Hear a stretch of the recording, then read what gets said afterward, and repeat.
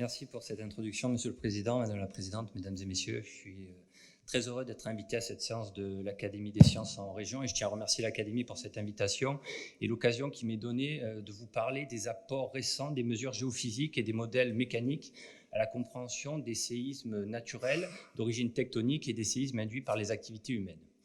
Alors, je vais commencer ma présentation par vous parler des séismes d'origine tectonique qui affectent régulièrement notre planète. Comme vous pouvez le voir sur cette carte de la distribution mondiale des séismes majeurs de magnitude supérieure à 7 dans le monde sur la période de 2001 à 2015, chaque point coloré correspond à la position d'un séisme et la taille de ces points correspond à la magnitude. Donc plus le cercle est grand, plus la magnitude est importante, et ici en l'occurrence entre 7 et 9. Alors les séismes, que l'on appelle également tremblements de terre, se produisent sur les failles tectoniques qui sont des discontinuités géologiques dans les roches. Et grâce au développement des instruments sismologiques au cours du XXe siècle, nous savons que la Terre produit régulièrement des séismes de magnitude faible à modérée et plus rarement, de temps en temps, des séismes d'intensité extrême très destructeurs, comme par exemple le séisme de Sumatra en 2004, de magnitude 9.2, ou le séisme du Japon, ici, en 2011, de magnitude 9, qui a provoqué le tsunami que nous connaissons tous. Alors, nous savons que ces séismes d'intensité extrême se produisent pour la plupart du temps aux frontières des plaques tectoniques, comme vous pouvez le voir ici au niveau de la ceinture de feu du Pacifique.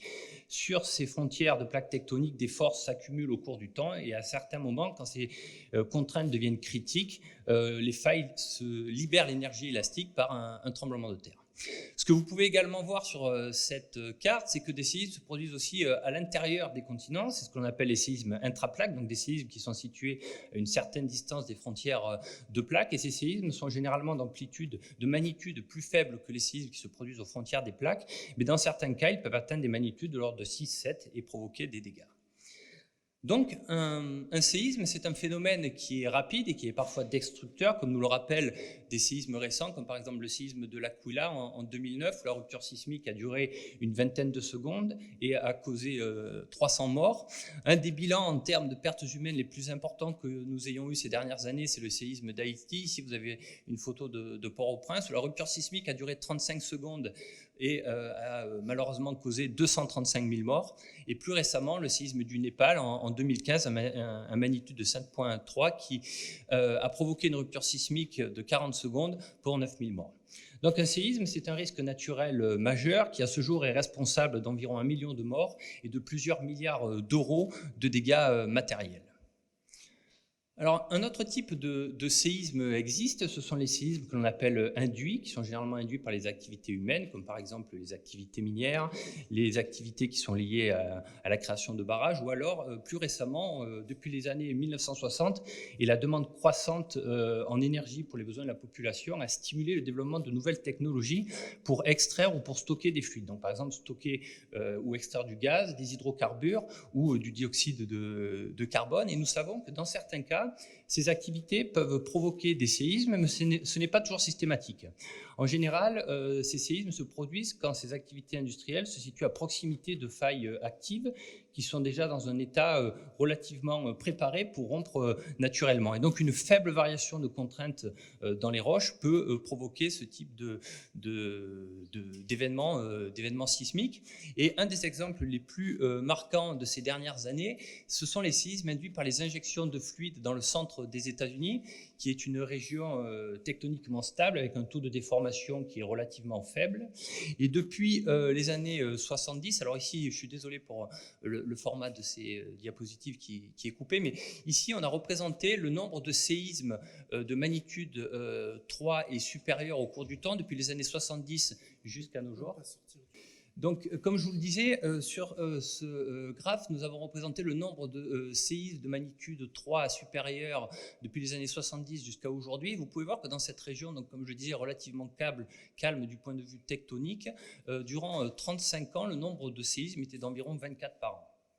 Et depuis 2008, vous pouvez voir que ce nombre d'événements a augmenté très fortement. Aujourd'hui, il est de l'ordre de 400 événements par an. Et cette augmentation du taux de sismicité est associée à l'augmentation significative du nombre de puits d'injection de fluide entre 500 mètres et 4 km de profondeur, comme vous pouvez le voir ici sur cette carte-là. Donc là, on a un exemple où on a un lien assez net entre l'activité industrielle et la sismicité.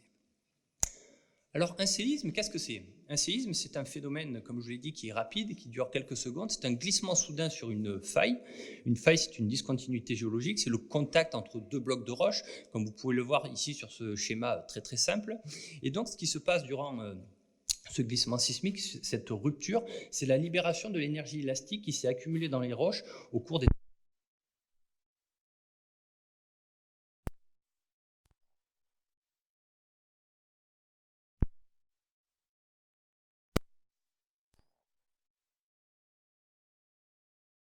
s'accumulent sur ces failles, et lorsque ces contraintes atteignent un seuil critique qui correspond à la résistance de la faille, on a un séisme. Donc une rupture sismique avec une chute cosismique des contraintes et une libération d'énergie qui émet des ondes sismiques qui se propagent de l'intérieur de la Terre jusqu'à la surface du sol.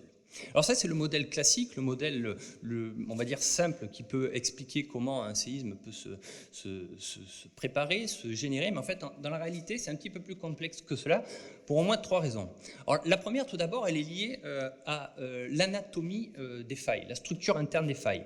Ce sont des objets géologiques en 3 dimensions qui ont une complexité interne relativement importante, comme vous pouvez le voir ici sur cette image d'une faille crustale. Ici, vous avez les dimensions de la faille, une vingtaine de kilomètres de profondeur. Donc une faille, c'est une discontinuité géologique composée de plusieurs plans, de plusieurs segments qui sont plus ou moins interconnectés entre eux, sur lesquels donc du glissement se produit. Et cette zone de faille, comme vous pouvez le voir, elle est située dans un milieu géologique qui est lui également fracturé, faillé aussi, d'ordre secondaire, donc un milieu endommagé.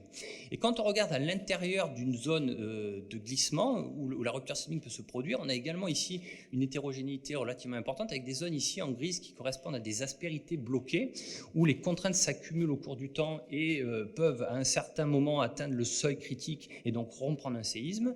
Et entre ces aspérités, ici, on a des zones, ici matérialisées en rose, qui sont des zones qui ne sont pas bloquées, qui glissent de manière continue, de manière asismique, qui ne produisent pas de séisme, mais qui peuvent provoquer des contraintes sur ces aspérités. Donc vous voyez, un objet géologique qui est relativement hétérogène. Le deuxième point qui est important, c'est que ces failles ne sont pas uniques, elles sont généralement organisées en réseau. Donc là, vous avez une image de la zone de San Francisco, en Californie du Nord. San Francisco est situé ici, l'Université de Californie à Berkeley est située de l'autre côté de la baie. Et donc là, vous voyez des traits rouges qui correspondent en fait à chaque segment de faille. Ici, vous avez la faille de San Andreas qui passe très très près de la ville, à proximité du Golden Gate qui est situé ici. Là, vous avez une autre faille importante, la faille d'Hayward. Et donc, ce qui se passe dans ces réseaux de failles, c'est que quand une faille se déforme ou qu'elle rompt en un séisme, dans un certain sens, elle va communiquer avec ses voisines. Donc, il y a des échanges de contraintes qui se font d'une faille à l'autre, ce qui induit une complexité dans la dynamique globale à intégrer pour comprendre comment un séisme peut être généré. Et le troisième point qui est également majeur, c'est que ces failles, ces systèmes de failles subissent une diversité de chargements. Alors, je vous ai parlé du modèle simplifié du chargement tectonique. Dans la réalité, c'est un petit peu plus complexe que cela. Donc là, c'est le même type de diagramme, hein. Vous avez la contrainte en fonction du temps géologique. En fait, par rapport au schéma tout à l'heure, vous voyez ici que le chargement tectonique en fait, varie au cours du temps. La résistance de la faille varie également au cours du temps. Et les chutes de contraintes d'un événement sismique à un autre varient également au cours du temps. Donc le cycle sismique n'est pas régulier, ce qui introduit une complexité dans la compréhension du déclenchement de ces ruptures sismiques. L'autre point qui est également important, c'est que pour expliquer certains séismes, on ne peut pas faire appel à la notion de cycle sismique. Par exemple, les séismes intraplaques n'obéissent pas forcément à cette logique-là.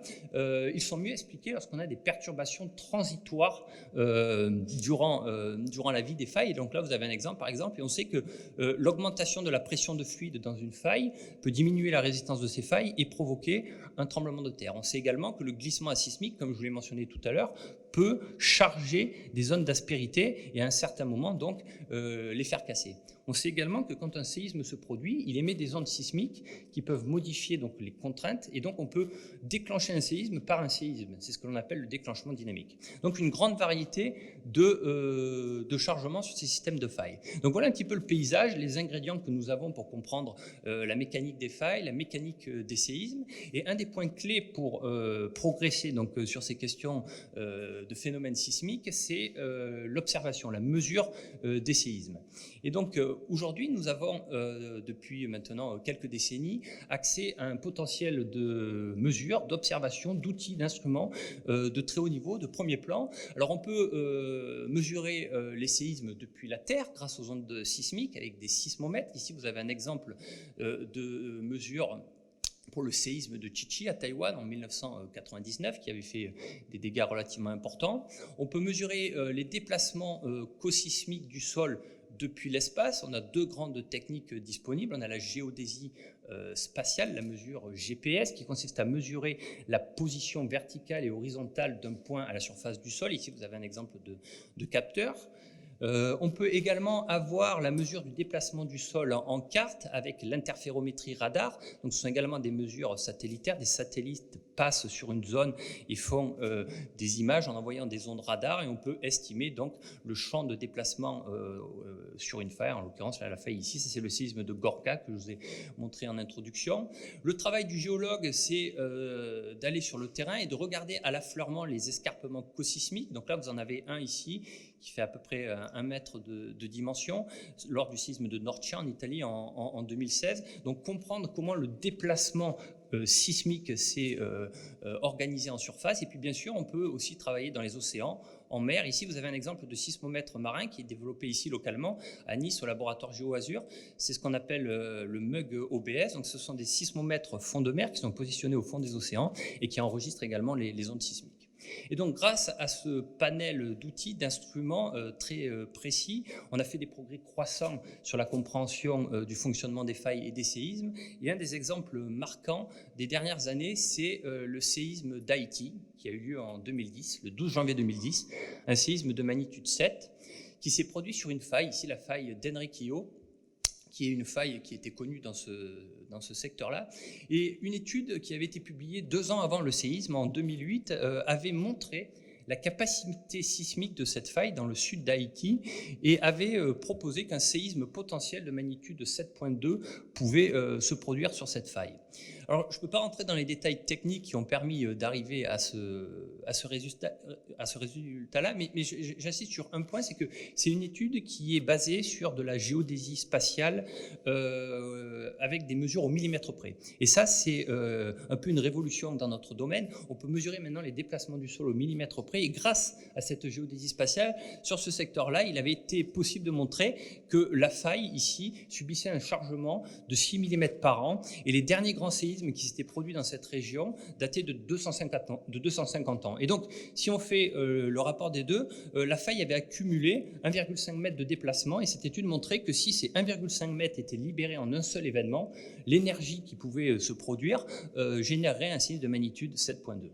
C'est exactement ce qui s'est produit le 12 janvier 2010. Alors bien sûr, cette étude n'avait pas prédit le séisme, car on ne sait pas prévoir l'horloge des séismes, le timing des séismes, mais c'est un bel exemple de progrès croissants qui ont permis d'anticiper la zone qui était la plus susceptible de rompre.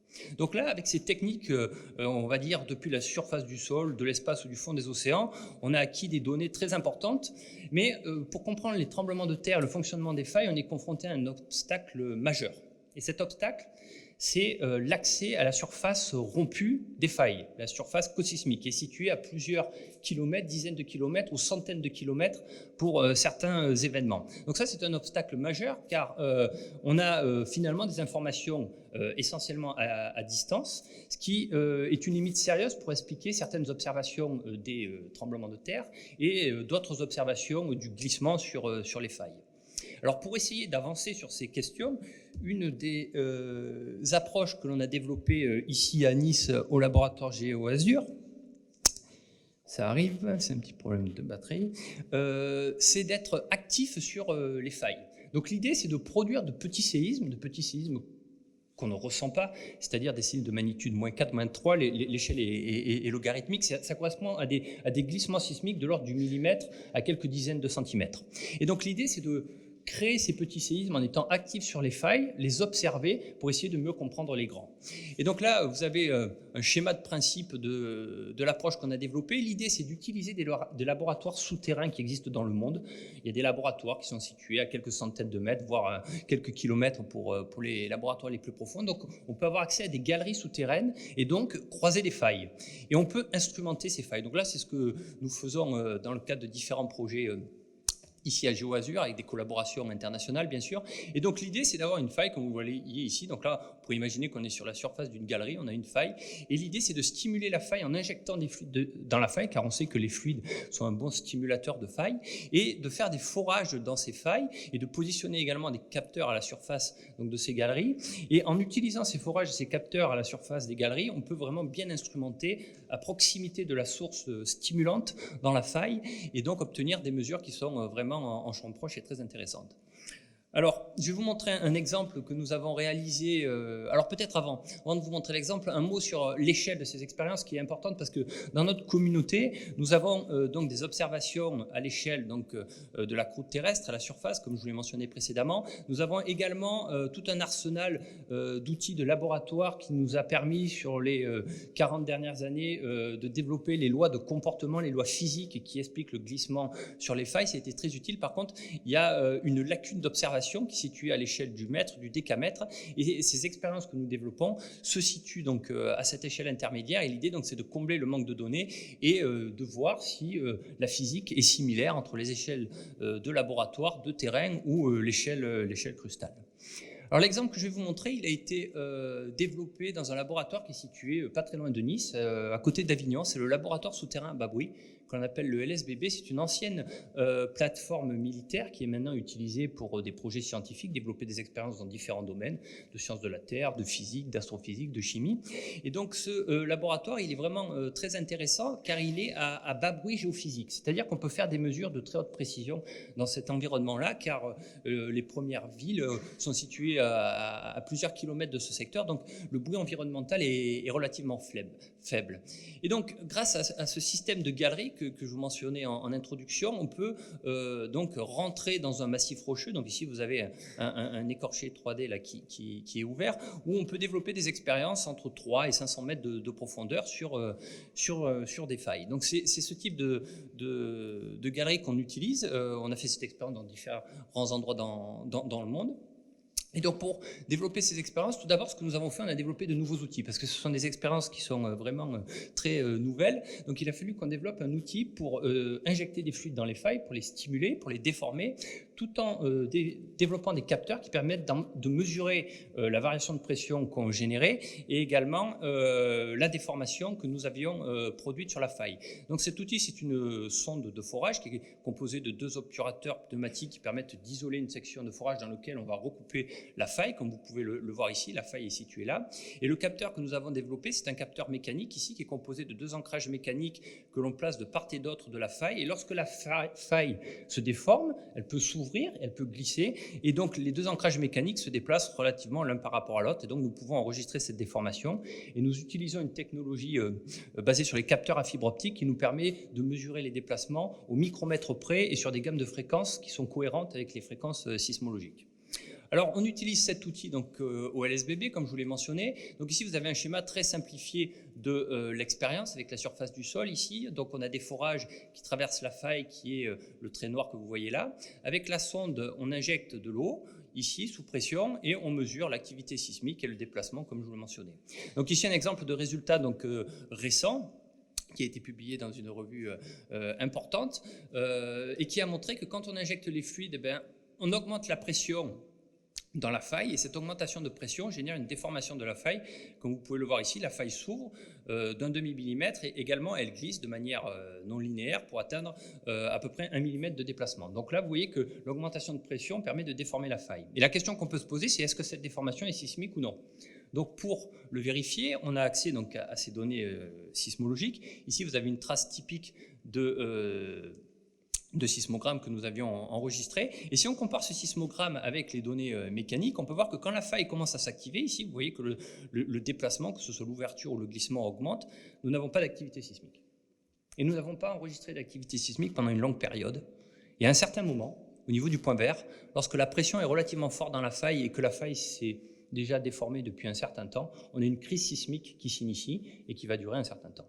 Donc ce résultat, il est très intéressant parce que avant d'avoir la crise sismique, on a toute une phase de préparation de la faille où elle se déforme, où les fluides se déplacent et qui peuvent nous aider donc à comprendre ce qui se passe avant qu'un séisme se produise. Alors pour, bien sûr, aller plus loin dans l'analyse de ces données, ce que nous avons fait, on les a modélisées avec les lois physiques qui sont établies en laboratoire ou qu'on peut déduire des observations à grande échelle.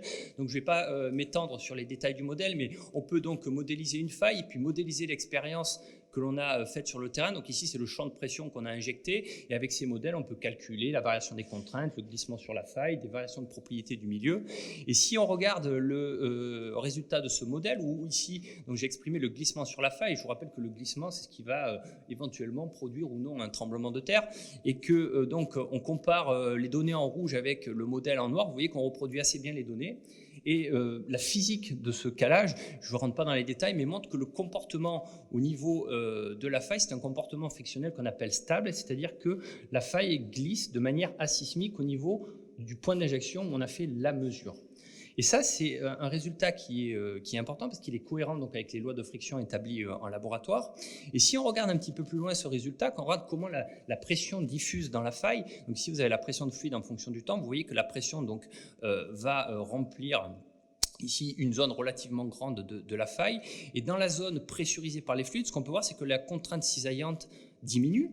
Donc, elle ne va pas, on va dire, créer de séisme. Par contre, ce qu'on peut voir, c'est qu'en dehors de la zone pressurisée, les contraintes augmentent. Et quand les contraintes augmentent sur une faille, avec une aspérité bloquée, potentiellement, les contraintes peuvent être suffisantes pour générer un séisme. Et donc, ce résultat, il est important. Il nous a permis de proposer récemment, cette année, un nouveau modèle de relation entre la mécanique des failles et les fluides pour expliquer les séismes. Le modèle classique, c'est que quand on injectait des fluides, on crée des séismes. En fait, quand on injecte des fluides, on crée tout d'abord du glissement asismique, de l'ouverture, et c'est les contraintes qui sont générées par ce glissement asismique qui vont ensuite déclencher des séismes sur des aspérités de la faille qui étaient déjà prêtes à rompre avant l'injection.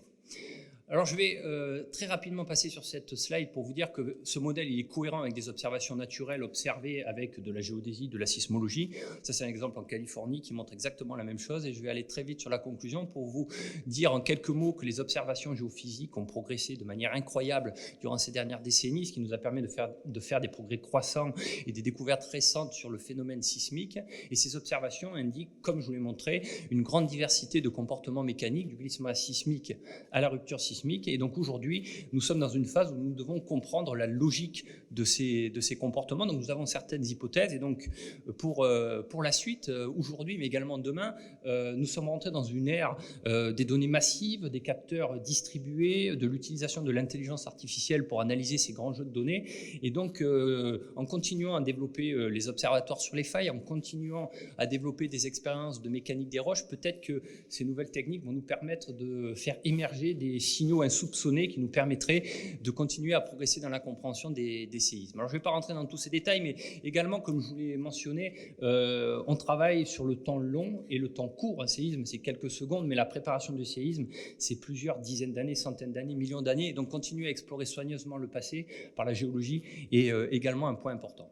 Et je terminerai par un point qui me semble essentiel, c'est la prévention. Sensibiliser les jeunes générations, sensibiliser le grand public, les pouvoirs publics aux risques naturels est quelque chose d'important parce qu'une population qui est bien informée, c'est une population qui est bien préparée. Et une initiative qui est développée à Nice, à l'Université Côte d'Azur, notamment dans le cadre de l'initiative d'excellence UCA JEDI et un projet donc, qui est piloté par GeoAzur, c'est l'Observatoire éducatif EduMed qui met à disposition des données sismologiques, mais pas que, au niveau des écoles et des données sismologiques sur le pourtour méditerranéen, sur notre planète, mais également depuis récemment les données sismologiques du sismomètre martien dans le cadre de la mission InSight. Voilà, je vais m'arrêter là. J'espère vous avoir convaincu qu'il était important d'étudier les séismes. Je vous remercie de votre attention et je remercie encore une fois l'Académie pour cette invitation.